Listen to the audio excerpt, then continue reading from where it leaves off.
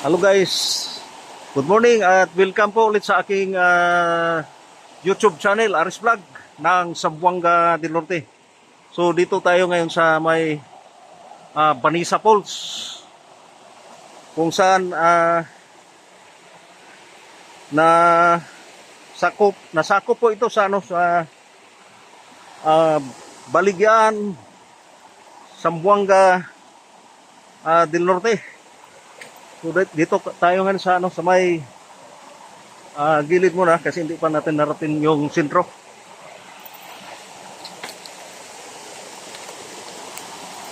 Ayan yung Banisa Falls. Ito yung Banisa Falls. Medyo umulan kasi kaya medyo madulas yung mga bato dito.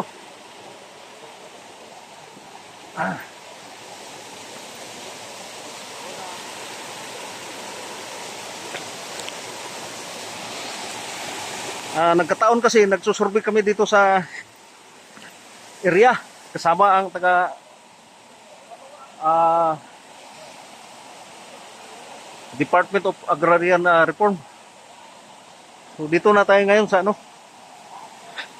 galing kasi kami sa itaas, bumaba kami dito at dito kami dumaan sa may boundary.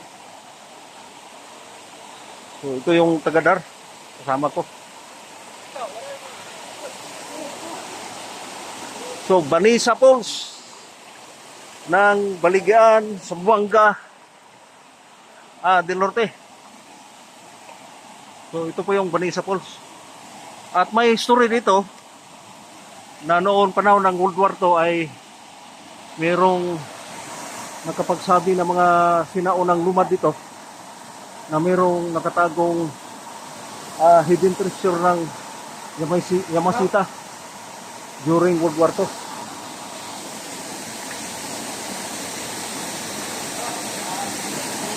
So ito guys, yung Banisa Falls.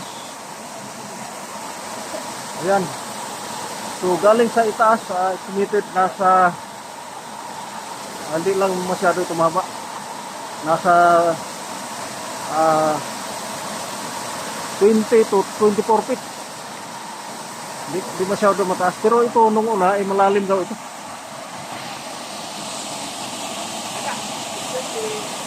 Ayan.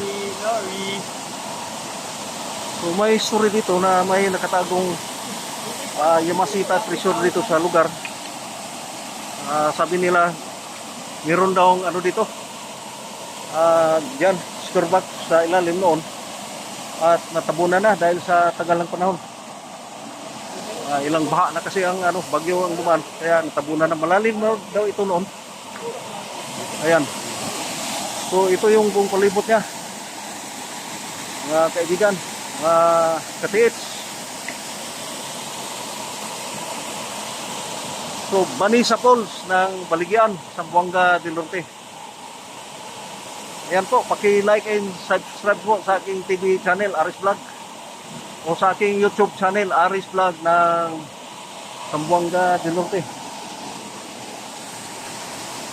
Ayan. Nagkataon kasi na pinasurvey ang area.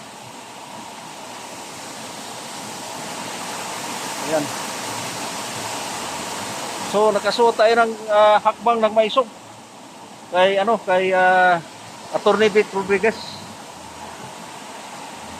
So pinasurvey namin itong mahigit 42 more or less hectares sa lugar.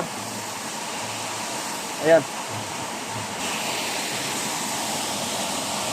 So ito guys, Banisa Falls ng Baligyan, Zamboanga del Norte.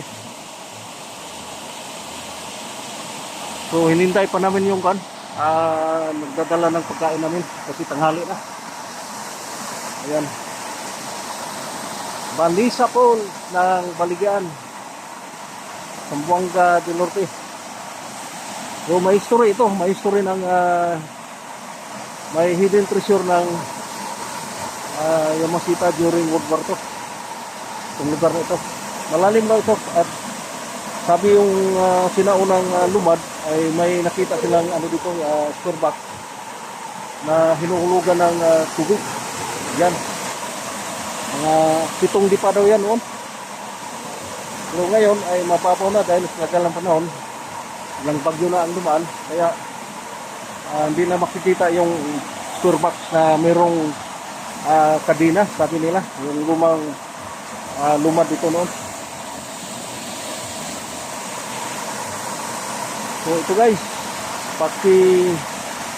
like and subscribe po sa aking YouTube channel, Aris Vlog ng Zamboanga del Norte.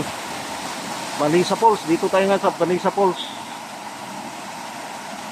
At salamat po sa kunting oras sa panonood sa aking YouTube channel, Aris Vlog ng Zamboanga del Norte. Salamat po.